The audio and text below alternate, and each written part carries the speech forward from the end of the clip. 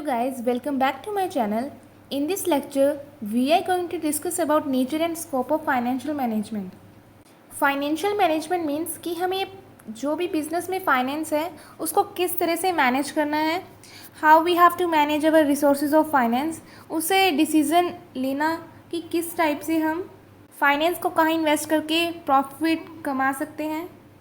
हर एक एंटरप्राइज को, चाहे वो बिग हो या स्मॉल हो, हर किसी बिज़नेस को या एंटरप्राइज को नीड होती है फाइनेंस की, उनको बिज़नेस कैरी ऑन करने के लिए, एक्सपेंड करने के लिए। और इसका सर्वाइवल भी जो है वो डिपेंड होता है upon how efficiently it is able to acquire and utilise the funds. उसका प्रॉपर यूटिलाइजेशन करना फंड्स का, फाइनेंस का, वो हमारा डिपेंड होता है फाइनेंशियल मैनेजर कैसे उसको मैनेज करता है। फाइनेंस जो है वो बहुत इंपॉर्टेंट बन चुका है एवरी बिजनेस एंटरप्राइजेज के लिए, that it has given birth to financial management. इसने फाइनेंशियल मैनेजमेंट ने एक अलग से बर्थ दिया, एक सेपरेट सब्जेक्ट बन चुका है आज। Financial management is that part of management process which is concern with the planning controlling of the firm financial resources. Financial management क्या देखा जाता है कि कैसे प्लानिंग करनी है, कंट्रोलिंग कैसे करनी है, ताकि हमारे जो भी फाइनेंशियल रिसोर्सेज है उनका अच्छे से यूटिलाइजेशन हो सके। It is concern with the procurement. Procurement means उनको जो फाइनेंस है, फंड्स वगैरह हैं, वो कैसे हमें रिसीव हो सकते हैं in most suitable sources and making the most efficient use of funds. बहुत अच्छे से एफिशिएंट यूज़ करना उन फंड्स का, that is called financial management. ये सब फाइनेंशियल मैनेजमेंट में ही आता है, उसका कैसे यूज़ करना है और कैसे हम उस फंड्स को रेज कर सकते हैं, किन सोर्सेज से रेज कर सकते हैं। अगर फाइनेंस की हम सिंपल लैंग्वेज में डेफिनेशन देखें, सो ये होगी the money required to carry out the business activities called business finance. Business activity को कैरी ऑन करने के लिए जो भी फाइनेंस की नीड होती है वही हमारा फाइनेंस होता है, जो भी मनी रिक्वायर्ड होती है हमें। एंड व्हाट इज़ मैनेजमेंट, ये हम पहले भी रीड कर चुके हैं। It is an art of getting things done through others. किसी भी वे से कोई वर्क गेट करना किसी अदर पर्सन से, किसी अदर ऑर्गेनाइजेशन से, getting things done, this is called management. And finance is needed to establish a business to expand it. यानी कि बिजनेस को फाइनेंस की क्यों नीड होती है, उसको एक्सपेंड करने के लिए, ताकि वो फ्लरिश करे आगे तक। एंड टू रन इट, इसको चलाने के लिए फाइनेंस की हमें नीड होती है। सो ये था हमारा इंट्रोडक्शन ऑफ फाइनेंशियल मैनेजमेंट, जिसमें हमने देखा फाइनेंशियल मैनेजमेंट होता क्या है, फाइनेंस क्या होता है और मैनेजमेंट क्या होती है। हम डिस्कस करेंगे सोर्सेज ऑफ फाइनेंशियल मैनेजमेंट कौन कौन से होते हैं। मेनली फाइनेंशियल मैनेजमेंट के सोर्सेज तीन होते हैं। First is financing decision, and the second one is investment decision, third one is dividend decision. Financial decision के अंदर आते हैं कि हमें लॉन्ग टर्म या शॉर्ट टर्म फंड कैसे रेज करनी है। इन्वेस्टमेंट डिसीजन में हमें वो कैसे इन्वेस्ट करना है, जो हमने फंड रेज किया था, लॉन्ग टर्म में इन्वेस्ट करना है या शॉर्ट टर्म में। फॉर एन एग्जांपल, हमने लैंड परचेज की फॉर बिजनेस, ये हुआ हमारा long term investment. Dividend decision के अंदर आते हैं हमारे कि बिजनेस को कैसे एक्सपेंशन करना है, जो भी हमारा अमाउंट है उसको कैसे यूटिलाइजेशन करना है, शेयर होल्डर्स को कितना देना है, बिजनेस एक्सपेंशन कैसे करना है, ये डिविडेंड डिसीजन के अंदर आते हैं। वेरियस डिविडेंड क्या होता है, कंपनी का जो भी प्रॉफिट होता है उसका अमाउंट उनमें से कुछ देना पर्सन को जिन्होंने उनके शेयर ऑन कर रखी हैं, that is called dividend. Next हमारा टॉपिक आता है the approaches are divided in two broad categories. Approaches आती हैं जिसमें से दो अप्रोचेज है हमारी। फर्स्ट है traditional approach and the second one is modern approach.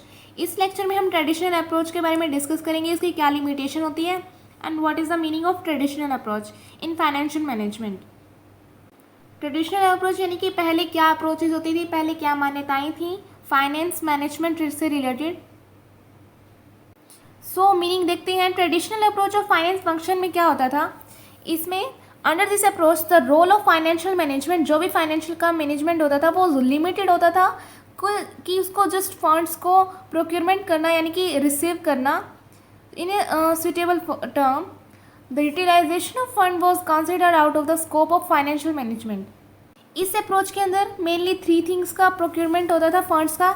Let's see वो कौन कौन सी तीन चीज़ें हैं।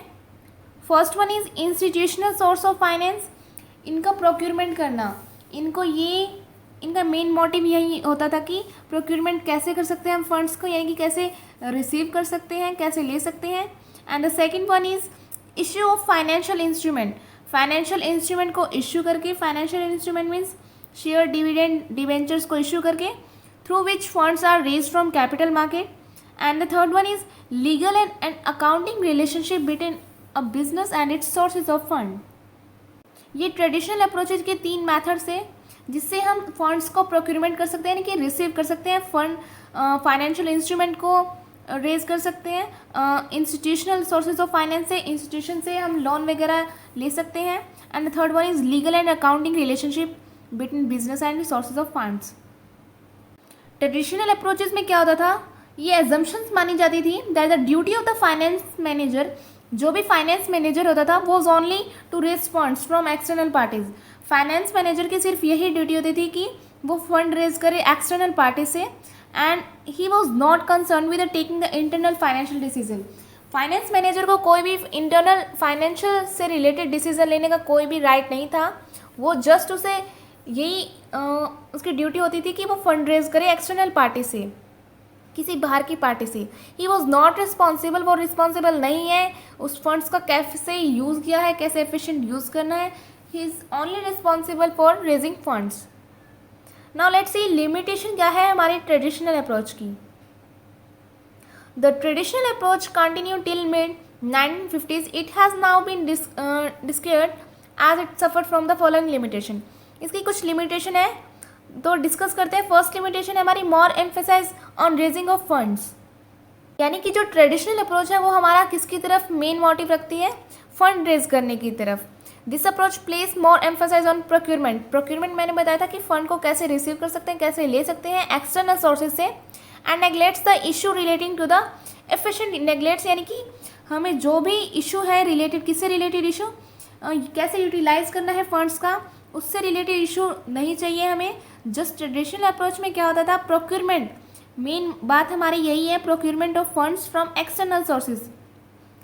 And since it is concern with the raising of fund, it attach more importance to the view point to the external party.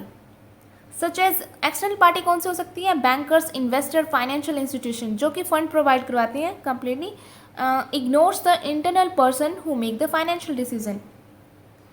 Internal person को ignore करके जो financial decision लेते हैं।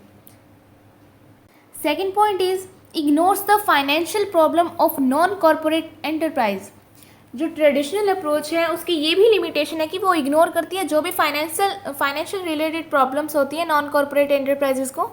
लेट्स इसमें क्या लिखा है, it place the more emphasise on the problem face by corporate. जो भी कॉर्पोरेट एंटरप्राइजेस होती हैं इन प्रोक्यूरिंग द फंड्स, उनको जो भी प्रॉब्लम होती है वो उनको इग्नोर किया जाता है। द नॉन कॉर्पोरेट एंटरप्राइज कौन कौन से हो सकती है, जैसे कि sole proprietorship and partnership firms are considered outside its scope. इनको बाहर ही रखा जाता है, इसके स्कोप के, इसके अंदर नहीं आती वो ट्रेडिशनल अप्रोच के अंदर। हाँ, it is narrow the scope of finance function. Narrow यानी कि वो ज़्यादा बड़ा फंक्शन नहीं है, फाइनेंस फंक्शन नहीं है ये, इसको अलग ही रखा जाता है। Third one is more concerned to the problems of raising finance on the occurrence of special events। ये जो ट्रेडिशनल अप्रोच है इसकी वन मोर लिमिटेशन है कि वो सिर्फ मेन स्पेशल इवेंट्स को ही ध्यान में रखकर अपनी डिसीजन लेती है। लाइक इसमें लिखा हुआ है, this approach concentrate on the financial problem on the occurrence of special event.